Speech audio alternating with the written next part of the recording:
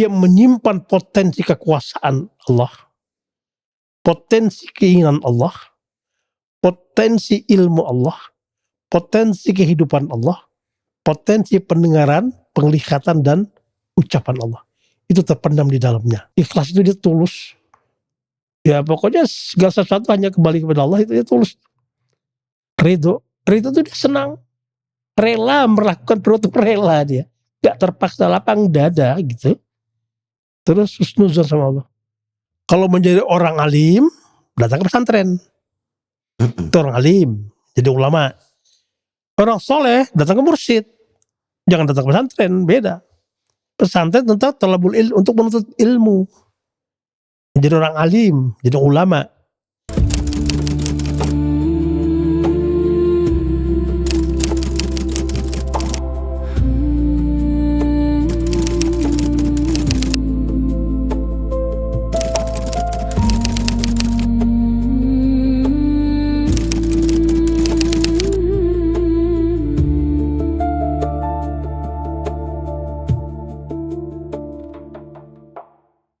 Assalamualaikum warahmatullahi wabarakatuh. Alhamdulillah, wassalatu wassalamu ala rasulillah. Sahabat podcast The Prophetic Mindset, suluk akhir zaman.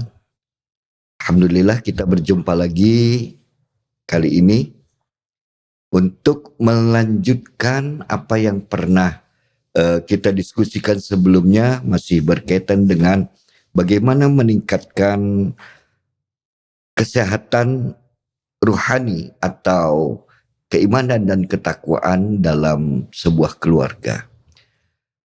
Pada episode sebelumnya, narasumber utama kita yaitu Abi Hamdani bercerita menjelaskan tentang apa sih standarnya Allah tentang sehat ruhani atau standar tertingginya keimanan dan ketakwaan itu melalui fenomena-fenomena para orang-orang soleh, para aulia-aulia Allah.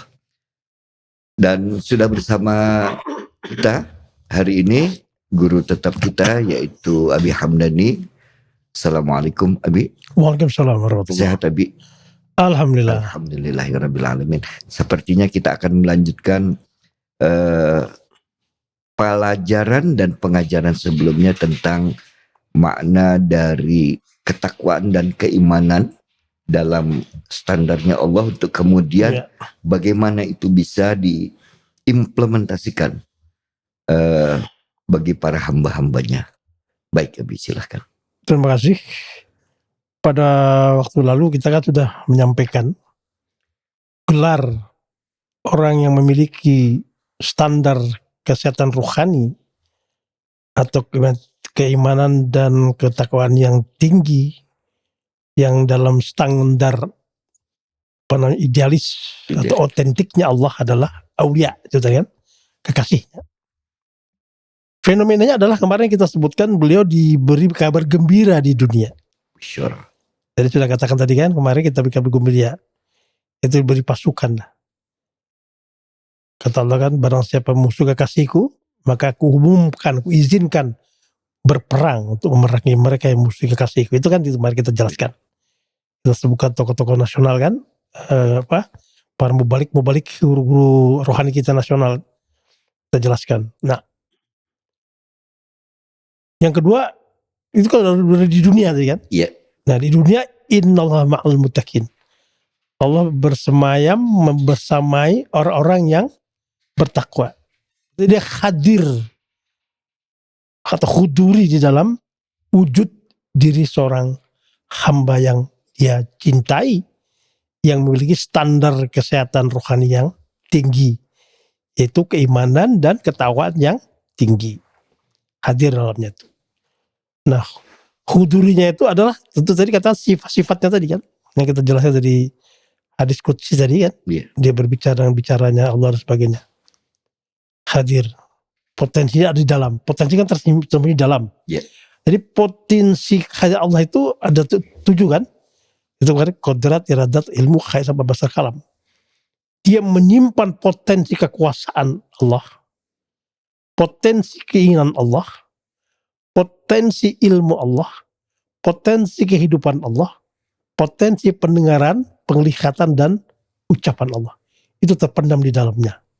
Nah, maka disebut dia adalah memiliki huyah ilahiyah, citra atau identitas ketuhanan, wujud batinnya. Nah, wujud zahirnya disebutkan kemarin huyah Muhammadiyah. Dia melahirkan kodrat tadi. Tentu dia diberi oleh Allah anugerah qadirun, diizinkan untuk menampakkan kekuasaan yang terpendam tadi. Ya kan? Itu muridun, diizinkan untuk berkeinginan seperti yang ada dalam tubuhnya. Inginan Allah. Sampai berbicara juga Allah. Tapi karena itu demi rahmatan lil alamin, maka Nabi Muhammad diberi oleh Allah anugerah untuk mampu tadi kan, dengan sidik amanat fatar yang sudah kita teraskan kemarin itu, mampu itu. Nah, itu di dunia kabar gembiranya. Masya Allah, berarti aku hari ini bersama Allah ini. Alhamdulillah, senang dia kan? Itu gembiranya luar biasa. Siapa tidak senang kalau dibersamai Allah? Sangat. Luar biasa kan? Itu yang diinginkan, itu yang dicita-citakan oleh sebuah keluarga profetik. Wah, keluarga bercitra kenabian. Itu kan? Nah, baru yang di akhirat beritanya. Ayat yang kemarin kita sebutkan, Jannatu adnin, dalam surga adn, yadkhulunaha, mereka akan masuk semua ke dalam surga itu. Para kasih Allah tadi, waman, dan siapapun, solaha, yang telah menjadi soleh, menjadi baik, ya kan, jadi orang yang dicintai Allah, bergelar solihun, orang yang soleh, min abaihim, dari nenek moyang mereka, wa azwajihim, istri mereka, wa zuriyatihim, dan anak cucu mereka. Di surga ketemu dong kita nanti besok. Tapi solaha, ya. Baik yang solahnya soleh senior, soleh junior ketemu di sana. Itu kasih sayang Allah kan. Wal malaikatu, sedangkan para malaikat yadkhuluna alaihim, datang menghampiri mereka min kulli babin, dari setiap pintu. Apa yang malaikat lakukan? Ayat selanjutnya, ada ayat yang lain mengatakan, malaikat mengatakan, Rabbana, berdoa malaikat, wa adkhilhum jannatin, masukkanlah mereka jannat adn, juga surga. Doa para malaikat tadi. Nah, jadi itu alhamdulillah. Jadi berita di dunia Allah membersamai, di akhirat Allah bertemu dengan Allah. Jadi melihat Allah bersama-sama, berjumpa Allah juga bersama-sama keluarga, kan gembira mereka. Nah, la tabdila li kalimatillah. Kalimat-kalimat janji-janji Allah kepada kekasihnya yang jiwanya rohani sehat itu tidak akan pernah berubah sedikit pun. Zalika huwal fawzul azim. Itu yang kemenangannya agung. Kemenangan memproses diri menjadi seorang yang bergelar kekasihnya. Yaitu karena dia sudah berhasil memproses iman, dan setelah iman dia berhasil untuk selalu menjaga hak Allah pada Allah, hak pada makhluknya. Itu kemenangan yang agung, disebut orang yang berhasil meraih kesehatan rohani, yaitu tingkat keimanan dan tingkat ketakwaan yang Allah inginkan, yang itu yang otentik dari Allah inginkan. Dicontohkan oleh Rasulullah, para sahabat, para tabi'in dan tabi'in yang saleh itu. Itu apa namanya tadi, fenomena ya, kesehatan rohani. Nah, berkaitan dengan keluarga, untuk sampai pada titik yang antum sampaikan tadi, ini kan juga proses perjalanannya pasti panjang ya. Karena kan tantangannya juga besar. Betul. Biasanya seperti itu. Apa yang harus dilakukan oleh sebuah keluarga atau rumah tangga yang baru menata dan baru melangkah? Kira-kira apa ya? Ya seperti yang sudah kita katakan, mau tidak mau, ya. Jadi ibaratnya tidak boleh tidak, dia harus datang ke guru. Oke. Nah, yang bergelar mursyid. Kalau menjadi orang alim, datang ke pesantren. Itu orang alim, jadi ulama. Orang soleh, datang ke mursyid. Jangan datang ke pesantren, beda. Pesantren tentang talabul ilm, untuk menuntut ilmu. Jadi orang alim, jadi ulama. Nah, kalau untuk menjadi bilahnya, untuk yakhsyallahnya, Iya. untuk jadi orang soleh, datang ke mursyid. Nah, maka mereka, kalau mereka mungkin sudah nikah, sudah kental, ya mungkin jebolan pesantren, atau jebolan sekolah tinggi agama Islam, yang berislam, dan kental kan, sudah kan itu kan. Mungkin dari SD, SMP, SMU-nya, kuliahnya sudah agama, udah cukup dah ilmunya kan. Tinggal bagaimana mengamalkan ilmunya tadi, harus datang ke mursyid. Kalau tidak melalui itu bagaimana, Bi? Pendidikan misalnya dia SD-nya SD biasa, SMP-nya di SMP atau di sekolah yang agama beda gitu misalnya. Itu gimana? Ya tentunya mursyid yang al-kamil mukamil paham. Oke. Oh, ini standarnya gini. Justru, nah ini yang terjadi di lapangan, orang-orang yang mendapatkan makom kekasih Allah ini, justru keislamannya tidak sehebat orang-orang yang di pesantren. Oke. Tidak sehebat orang ulamanya, ilmunya kental, Quran hafal, hadis hafal, hadis bahasa Arabnya oke, sejarah Islamnya oke, ya, fikihnya oke itu. Tapi ini orang yang cukup ya sekedar diajarkan cuma tentang tauhid gitu kan, bagaimana prakteknya gitu. Kemudian tentang sholat, puasa, doa, baca Quran, zikir, dijelaskan teori-teorinya untuk diamalkan. Jadi penjelasan ibadah-ibadah terapan. Termasuk tahalli. Iya, baru diberi hukum yang paling penting bagi mereka tentang halal haram. Cukup itu. Tapi kalau bicara ada hadisnya enggak, wah enggak tahu dia. Ada ayatnya enggak tahu dia. Tapi kalau soal untuk menjadi orang soleh, jagonya dia. Karena kesolehannya. Maka ada kata-kata innallaha ma'as sabirin. Nah, as-sabirin itu kalau kita baca dalam kitab Futuhat Al-Makkiyah Ibn Arabi, itu waliullah, wali ammi. Dia diberi oleh Allah paten untuk jadi orang penyabar. Belum tentu kita sabar. Dia jagonya sabar.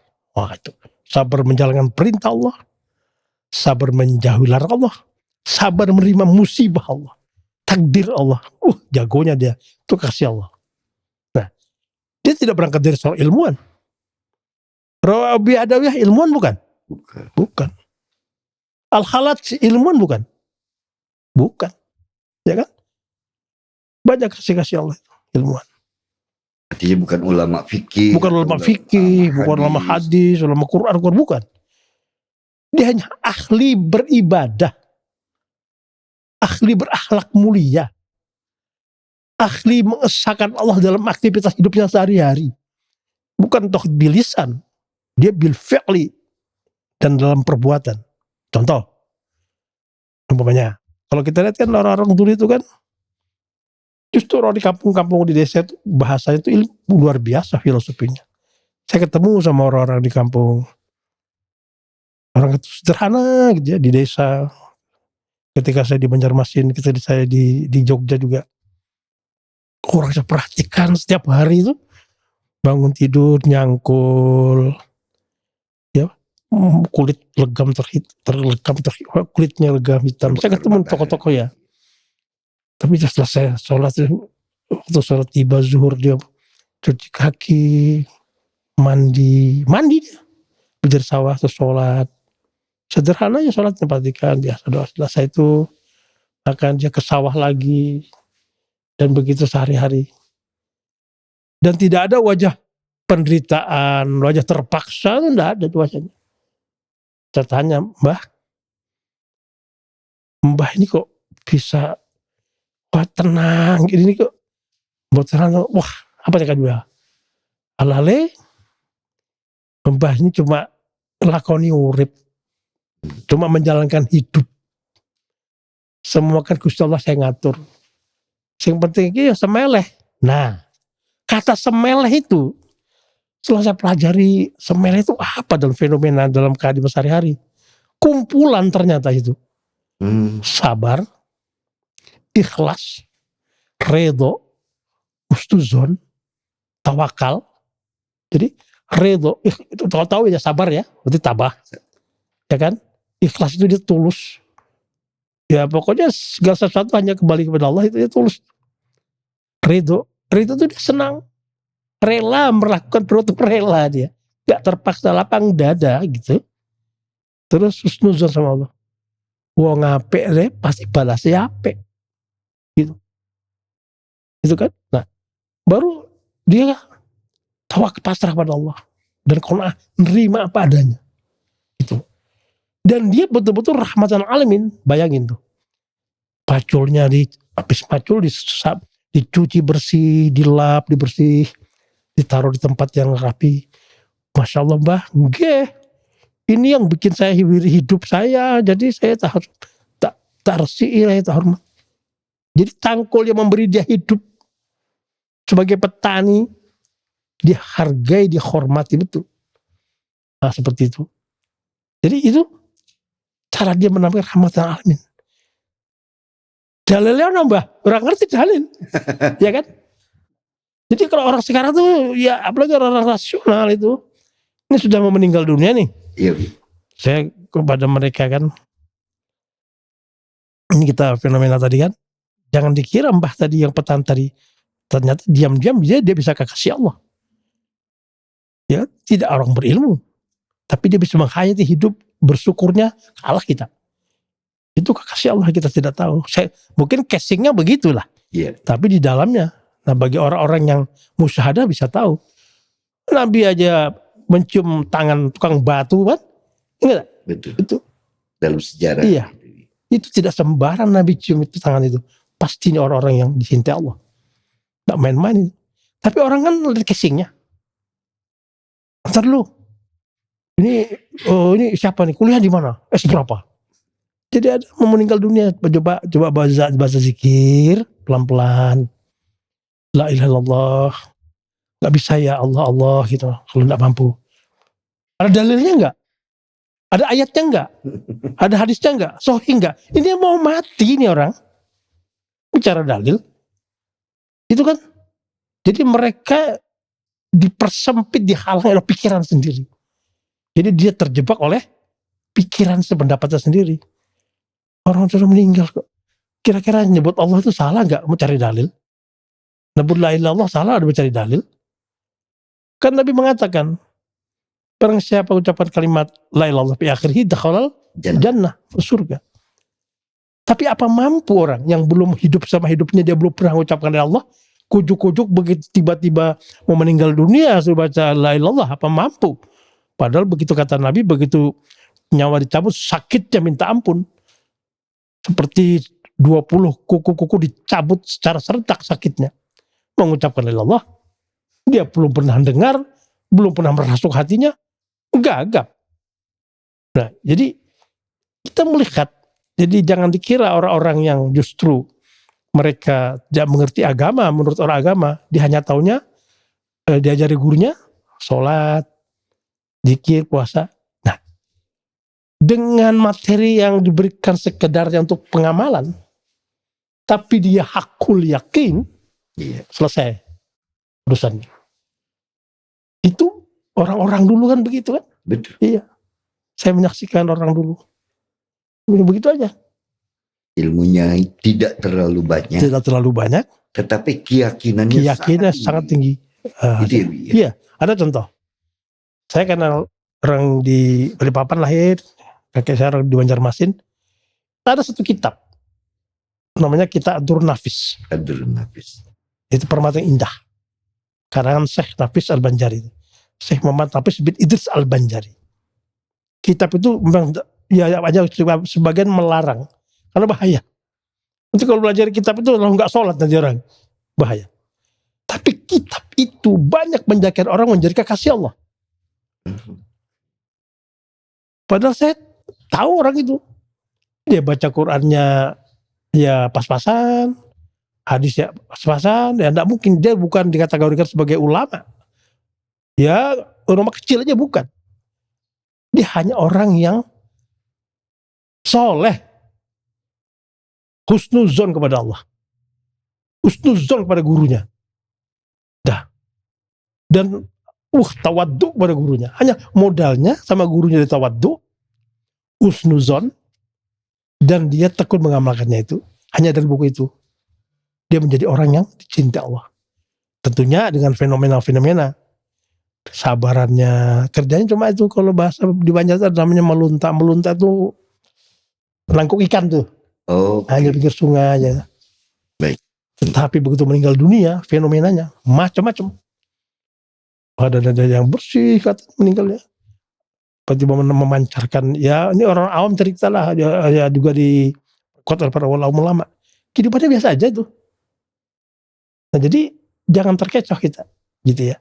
Jadi orang hari ini kan, ini soleh. Ya kalau dalam bagi orang irfani ntar dulu. Lihat dulu makomnya batinnya di mana. Ada nggak dia di langit itu? Di langit gitu. Di bumi oke lah. Di langit kok nggak ada bayangannya. Jadi bumi ini kan bayangan zohir. Yeah. Langit itu bayangan zohir. Ya kan bumi bayangan batinnya. Jadi begitulah kalau melihat orang-orang yang Mas Ber katakan tadi. Yeah. Gitu.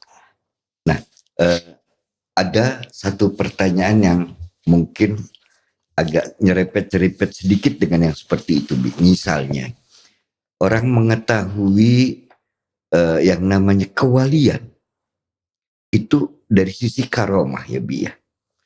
Nah, sementara sekarang ini kan banyak fenomena-fenomena juga, entah sains dan teknologi dipegang oleh orang yang sangat tidak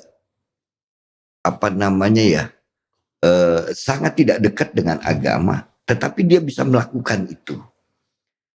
Sebetulnya apa makna karomah dalam konteks ini? Mana yang disebut karomah? Begini, kalau kita banyak baca literatur kan, ya, literatur Islam bahwa ada mukjizat, ada karomah, ada maunah, ada istidrat macam-macam ya. Ya. Intinya itu kejadian yang luar biasa. Kalau mukjizat yang dialami, yang diberikan Allah kepada para nabi. Mukjizat. Ya, kalau karomah, peristiwa-peristiwa luar biasa yang dialami oleh atau dan diberikan kepada para aulia Allah, kasih Allah. Kalau maunah kepada orang-orang yang muslim yang umumnya, gitu kan? Ya. Nah, kalau istidrat itu kejadian luar biasa yang memang itu berasal dari sesuatu yang dari Allah juga, tetapi itu sebagai kemurkaan Allah gitu. Kalau bahasa Jawa dilulu. Pembiaran Allah. Khizlan, pembiaran Allah itu. Biarkan. Hebat dia biarkan. Gitu. Nah, hari ini sains teknologi sudah tinggi. Saya ketemu dengan teman-teman yang pemain sulap apa itu. Sekarang banyak orang beli alat-alat sulap itu jadi biar kelihatan sakti ya. Wah ini hebat ini. Dia bisa ngobati sakti. Sekarang luar biasa ya. Kalian dapat Copperfield gimana bisa ngilangkan pesawat gitu. Itu teknologi tinggi semua. Bukan karena sihir, bukan. Teknologi tinggi. Bisa terbang. Nah, iya, lihat itu apa itu tokoh kita terkenal menjadi juara dunia, Deddy Corbuzier. Itu kan keahlian, itu kan orang cerdas semua. Iya. Jadi hari ini itu kita ketawain itu. Karomahnya bukan. Tuh, kok dia bisa tahu ya Pak? Dia punya analisa. Hari ini itu kondisi seseorang hari ini itu bawa bekasan masa lalu. Karena dia nguasai psikologi, dia ambil pasti orang ini dulu mungkin pernah 1, 2, 3, 4, 5, ada 10 item, 3 multiple choice saja. Hasil survei dia ternyata benar 5 ini. Karena itu ilmiah. Nah, itu dunia psikologi yang saya lakukan seperti itu, ilmiah. Bapak tahu ya karomahnya ke depan? Ya tahulah, karena potensi dia A, B, C, D. Maka ke depan tidak akan berubah, tidak akan keluar dari potensi ini gitu. Nah, itu hari ini seperti itu, banyak macam-macam. Bisa terbang, wah itu banyak. Itu ya, biasa itu keahlian, bukan karomah. Itu skill yang dipelajari, bisa aja. Semacam itu. Gitu ya. Tapi karomah yang sebenarnya yang dikatakan oleh Ibn Arabi dalam kitabnya, itu karomah-karomah yang harkul adah, yang aneh-aneh itu cara Allah memperolok-olok mereka itu, kata beliau. Itu kan olok-oloknya Allah aja gitu. Di karomah yang paling hebat itu adalah orang bisa bersabar. Istiqomah. Sabar menjalankan perintah, sabar menjauhi larangan, sabar menerima musibah. Itu karomah yang luar biasa. Sabar. Ya. Orang yang bisa husnuzon. Ini saya cerita nih. Jadi ya termasuk guru saya tuh, Iya. Pak Kiai Idam Khalid. Beliau tuh husnuzonnya luar biasa. Jadi ketika saya datang ke Cipete itu, Iya. beliau, saya kan manggil Kai. Kai itu kan kakek, bahasa Banjar. Kai itu orang-orang ini begini-begini. Tiba-tiba ada mengadu pada beliau. Buya, si Fulan begini-begini. Kelakuannya bukan dia yang jelek, kamu yang jelek. Gitu. Datang orang. Kenapa? Bukan. Tidak ada orang yang mau jahat itu, tidak ada. Semua mau baik. Cuma dia begitu ada alasannya. Baik orang itu sebenarnya. Kamu saja mengatakan dia itu jelek. Baik dia itu. Karena beliau ini memiliki kesolehan yang luar biasa. Beberapa hari kemudian jadi baik orang tadi. Tadi jahat itu, jadi baik. Jadi baik itu. Jadi husnuzon itu justru membuat orang lain itu yang jelek jadi baik. Ada sisi transformatif. Iya, jadi buat baik, jadi soleh. Nah itu karomah itu. Berarti kan doa dia. Betul. Ana inda zonni abdi bi, kata Allah. Aku bersangka hambaku padaku. Dilaksanakan. Nah saya pernah dulu juga cerita, salah seorang guru saya mengatakan, lah kalau kamu husnuzon sama orang, jahat apapun orang itu, pasti jadi baik. Ini orang ini saya tahu nih, orang ini pas lagi awal-awal bangun pondok ini duitnya kok banyak diambil ini kan. Saya husnuzon aja lah. Belajar husnuzon sehari, 2 bulan, malah tekor saya ini.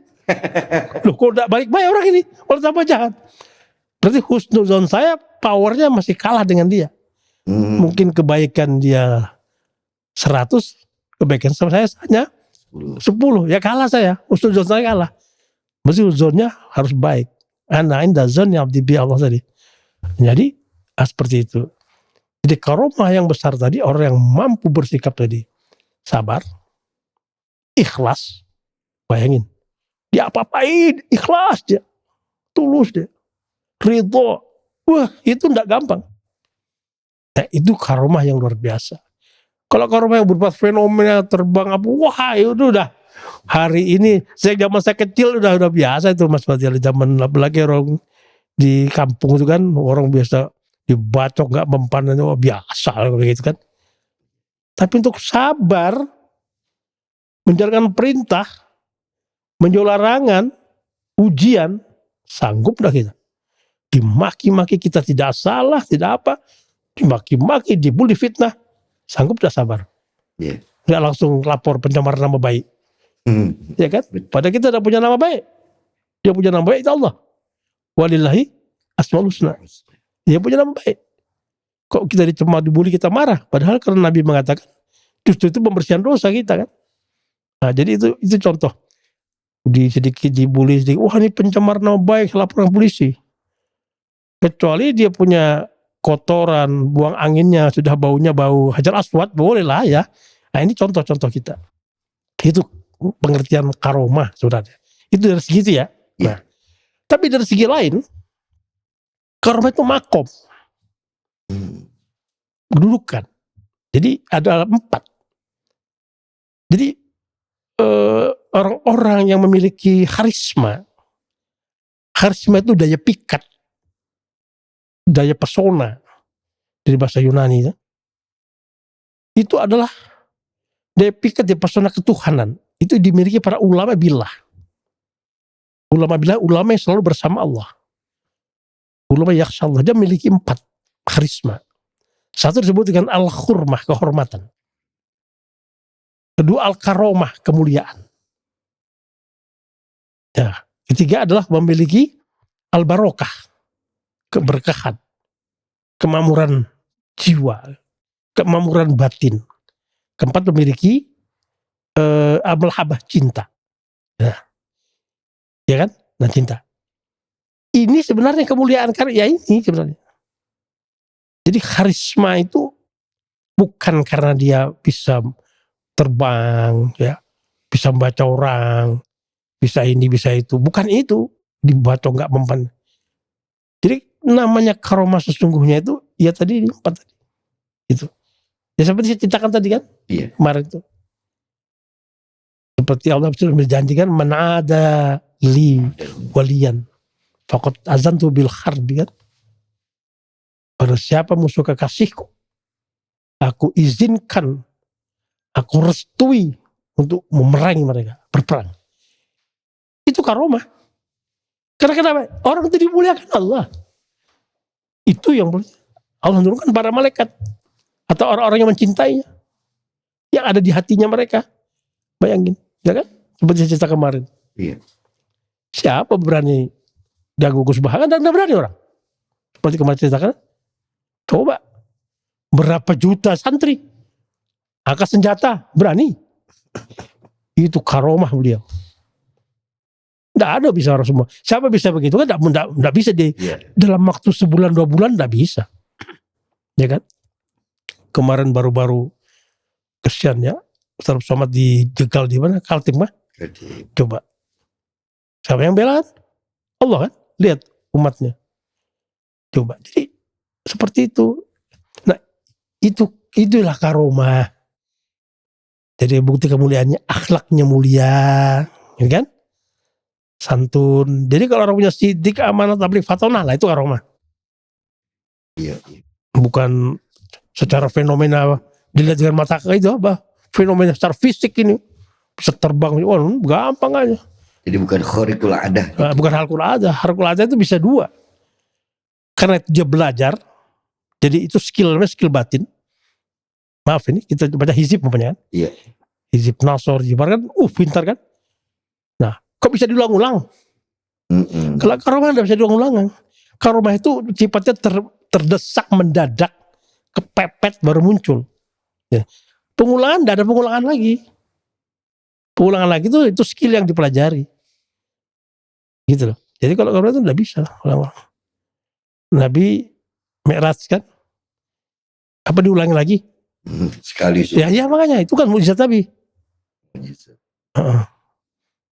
Tapi ada yang mengatakan, wah si fulan ini walullah 1 hari Mi'rajnya 70 kali, banyak ada kan? Iya. Ada kan? Ada ungkap-ungkap seperti itu. 70 kali. Nah bisa sekali nih. Kan ada orang berpikir. Nah logika berjalan kan? Nah Nabi sekali. Quran sekali kan? Tidak ada pengulangan. Ya. Itu mukjizat. Nah jadi itu kriteria atau karakteristik sebuah karomah itu adalah bukan dilihat dari segi zohir, mata zohir, tapi dia lebih kepada batiniah dan lebih kepada menyentuh hati, menambah orang itu beriman dan bertakwa kepada Allah ketika melihat fenomena itu karomah namanya. Jadi kita jangan salah ya, karena itu kemuliaan, berakhlak mulia, santun. Nah, dan begitu mendengar ucapannya, sini penjahat langsung tunduk kan? Yeah. Wah itu karomah. Itu langsung beriman pada Allah. Itu. Jadi tujuan mukjizat Nabi itu kan untuk memperkokoh Nabi sebagai Rasul. Karomah ini memperkokoh dia adalah sebagai wali Allah, penerus Rasulullah, penerus para Nabi. Kekuatan cuma itu. Bukan trikultus, ini hebat bukan. Nah, tapi hari ini sulit untuk mengatakan bahwa itu karomah. Secara visual ya, dengan mata. Tanyalah ahli sulap, dia ketawa itu. Udah, dia malah jual alat itu. Yeah. Untuk biar nambah income bagi para orang-orang pencari pasien yang kena gangguan-gangguan psikospiritual itu. Itu fenomena kita. Baik. Kembali ke masalah peningkatan keimanan dan Ya. ketakwaan atau kesehatan rohani dalam rumah tangga. Apa yang harus dimiliki atau apa yang harus dilakukan atau sebuah proses apa yang harus dilalui oleh entah itu kepala keluarga, entah itu pendamping kepala keluarga atau istri, juga anak-anak yang ada di dalam. Kalau seandainya ada anak, apa yang harus dilakukan terhadap anak? Kalau belum punya anak, bagaimana mempersiapkan itu buat anaknya di kemudian hari itu? Ya, pertama, karena yang diperintahkan untuk menikah itu laki atau perempuan? Berarti laki-laki. Laki-laki kan? Iya. Nah, kan laki itu khalifah. Maka laki-laki sebagai kepala keluarga, istri sebagai pendamping kepala keluarga atau wakil kepala keluarga. Maka kepala keluarga inilah dulu yang meningkatkan ketakwaannya supaya jadi model bagi istri dan anak-anaknya. Dan dialah yang berguru betul-betul. Karena dia kalau di pesantren sudah nggak mungkin sudah. Iya. Nah kan, berarti dia tidak menjadi orang alim lagi. Bakatnya untuk menjadi orang soleh. Bukan dihalang-halangi untuk menjadi orang alim, tidak. Tapi melihat, mengingat, mungkin dia bekerja, mencari nafkah. Nah mungkin dia untuk ilmu yang dalam pengertian seperti di pesantren kan, dengan metodologi yang bla bla bla gitu, tidak mungkin. Maka dia belajarlah ilmu agama untuk terapan. Untuk terapan yang bisa menjadikan dia soleh. Menjadikan dia iman takutnya meningkat. Itu dipelajarinya. Maka sang suamilah, kepala keluargalah yang pertama kali menuntut belajar itu. Nah tentunya dia harus menyampaikan kepada istri anak-anaknya, tolong restui bapak, gitu kan. Tolong doakan bapak, tolongkan aku sebagai suamimu, aku sedang menuntut ilmu dalam rangka untuk menyelamatkan kalian dunia hingga akhirat. Nah harus belajarlah dia. Entah seminggu sekali datang kepada guru rohaninya atau mursyidnya atau 2 kali, silahkan datang. Sebagaimana Al-Ghazali sebelum bertahanus kan, dipesan kepada keluarganya, aku meninggalkan engkau dalam rangka untuk ini. Nah kalau aku sudah menjadi pejabat langit kan beres itu. Nah, pejabat ya, bukan pejabat di bumi aja, pejabat langit gampang lah. Anak-anak istriku angkat semua. Jadi itu yang pertama dilakukan seorang suami.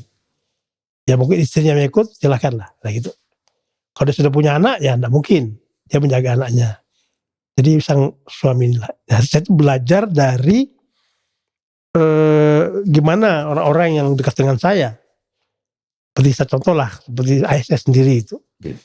Berarti pun beliau ini ya keturunannya orang yang beragama ya, artinya ada yang satuan guru, ada yang ulama, ada penghulu dan sebagainya. Saya tahu persis, saya dekat sama saya. Mulai dia bekerja di sebuah perusahaan ya, mulai kecil, saya ingat sama beliau bekerja pagi. Nah, tapi setiap hari itu beliau baca buku, baca kitab itu. Kitab dulu kan di itu banyak kitab Arab Melayu itu ya. Arpekon. Yang beliau baca itu ya kitab-kitab tauhid, marifat. Kalau fikihnya kisahnya Sabil al-Muhtadin. Fikihnya Syekh Al-Banjari. Sabil al-Muhtadin. Ya, itu kan fikihnya. Nah, itu baca itu gitu lah. Terus nanti ilmu tauhidnya baca tadi Atur Nafis. Terus baca Ihya Ulumuddin atau gitu. Dibaca biasa gitu aja. Nah, pertama gurunya ya ayahnya sendiri beliau sendiri gitu. Belajar. Artinya beliau tidak menuntut seperti orang betul-betul alim ya dalam sebuah pendidikan pesantren. Beliau sekolahnya kan sekolah SMA zaman dulu ya, Belanda zaman dulu itu. Ya beda kan. Nah, jadi seperti itu. Lalu begitu beliau mulai pensiun, di situ mulai beliau tidak pernah tiap hari tidak belajar. Belajar terus itu. Seperti itu. Itu yang saya lihat. Sampai akhirnya beliau bisa sampai seperti itu hari tuanya gitu. Puasa dan sebagainya, saya anak-anaknya diajari seperti itu. Tapi abah beliau, karena beliau sudah begini, saya tidak berani saya. Loh, kamu gini, wah takut kualat kan? Karena Betul. kualat bener. Nah, mau tidak mau istri anak kan ikut. Karena belum menjadi pelaku peristiwa bagi agama yang diamalkannya terlebih dahulu. Jadi belajar.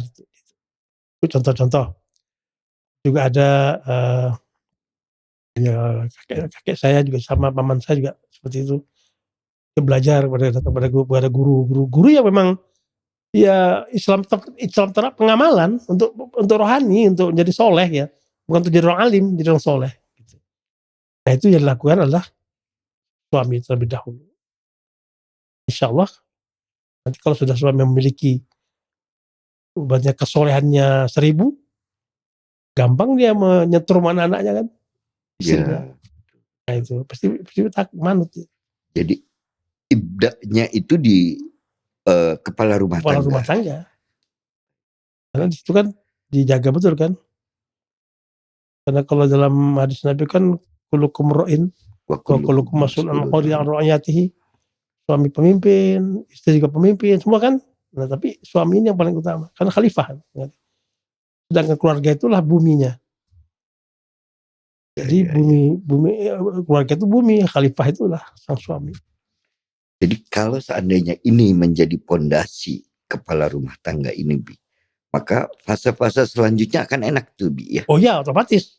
Nah, seperti fase embrionalnya gitu saat ya malah gampang kan? Nah, ya, gampang. Walaupun sebetulnya gitu secara keilmuan dia nggak paham. Tetapi dia melakukan, dia amalia terus, ya entah wirita, entah kemudian keyakinan tauhidnya dan segala macam. Dan ini bisa berdampak juga pada misalnya proses pembenihan nanti. Otomatis. Suami istri melakukan hubungan kemudian akan jadi anak yang seperti apa, itu ada pengaruh itu, Bi, ya? Ya jelas, otomatis kan. Spermanya gitu misalnya. Otomatis berpengaruh. Sperma orang soleh dengan sperma orang ya berbeda lah, muatannya kan berbeda, hakikatnya berbeda. Ini sama nggak, Bi? Misalnya dulu ya, Bi, ya. Ada siapa tuh ilmuwan Jepang yang bilang satu air putih yang di kata-katain jelek gitu, Bi. Profesor Masaru Emoto. Ya. Kemudian ada satu lagi kata-kata yang baik semua. Itu kira-kira sama dengan sel sperma juga seperti itu? Ya amat sangat. Karena air kan, itu pengetahuan energi yang luar biasa, bisa dibuktikan. Oke. Dulu ada teman membuktikan itu. Jadi darahnya, orang yang memang ahli wirid, dan enggak, itu praktikalnya berbeda. Lupa teman saya ada dulu dari kimia itu contoh. Pernah dulu ada malah santri sini dulu air. Ada salah satu perguruan tinggi di Jogja ini, santri itu dia mencoba. Kita punya nih air di sumur nih, sumur kita kan samping masjid nih, dengan air yang sekarang populer, air mineral. Ya. Air mineral. Dia dicoba, ini air setiap hari kita berdoa di samping masjid ini. Begitu lihat partikelnya, ternyata air yang di sumur ini partikelnya lebih besar memecah partikel air itu daripada yang mineral ini. Tapi itu lebih sehat. Itu secara ilmiah. Dia kebetulan itu sudah profesor mungkin sekarang beliau fakultas kimia. Contoh saja itu. Nah, apalagi dalam tubuh kita air. Coba kita berzikir, apa semuanya kan bisa itu. Jadi itu yang memang sekarang ini kan butuh orang sekarang ini kalau tidak butuh secara materialistik, secara materi pembuktian itu kan tidak yakin. Beda orang dulu. Orang dulu begitu diajak mengenal Allah bukan karena melalui ciptaannya. Aku mengenal Allah melalui Allah sendiri, bukan ciptaannya. Nah itu orang dulu. Aku mengenal Allah bukan karena ciptaannya, aku mengenal Allah karena Allah sendiri. Kan berbeda. Iya, sangat berbeda. Karena memang dulu belum ada pengaruh sains teknologi yang begitu banyak, seolah-olah ini justru menjauhkan dari ruh, hakikat dari sebuah ilmu. Orang dulu kalau menuntut ilmu, al-ilmu, al-haq, al-halim. Ilmu menghasilkan al-haq, kebenaran adalah halim, kesantunan. Jadi orang dulu setinggi ilmunya, akhlaknya rendah di bumi. Jadi itu bedanya. Makanya kan akhlak lebih tinggi daripada ilmu kan. Benar gitu. Jadi kalau dulu al-ilmu, al-haq, al-halim. Sekarang hilang gitu kan? Iya. Tidak pernah. Orang mencari al-haq. Mungkin kebenaran yang bersifat materialistik. Bukan kebenaran yang bersifat imateri, bukan materi. Jadi itu yang terjadi sekarang.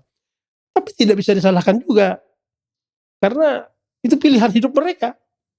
Kan sekarang milih nih. Iya. Mau masyhur di langit atau masyhur di bumi, kan gitu. Betul. Atau masyhur di langit, orang milih. Pasti orang ingin masyhur dua-duanya. Iya. Namanya memilih kan salah satu. Orang pasti ingin masyhur di bumi. Tidak mau di langit. Tapi orang yang memiliki kecerdasan, al-kais kata Nabi, pasti memilih di langit. Di akhirat.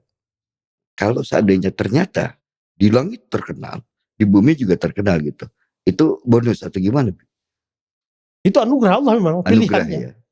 Ya kan, para sahabat kan, ya. Di langit oke, di bumi oke. Para sahabat, para ulama-ulama dulu, imam-imam, imam fikih itu kan, Nabi Hambal itu kan luar biasa itu. Syekh Abdul Qadir dan segala macam. Nah kalau yang di langit, dia tidak butuh menjadi orang alim. Jadi orang soleh udah cukup. Jadi ilmunya itu hanya ilmu untuk soleh. Orang alim kan ilmunya untuk rahmatan lil alamin, berbeda. Ini untuk di langit saja.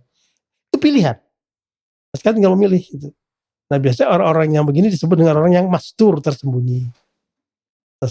Jadi kita kembali lagi, orang yang mendapat anugerah tadi beribadah banting tulang, ingin berharap mendapatkan makom tadi sebagai gelar orang yang cinta Allah itu, banting tulang, ternyata dia dapat juga, tapi ingin yang tertinggi, ternyata dapat yang jalurnya jalur ami umum.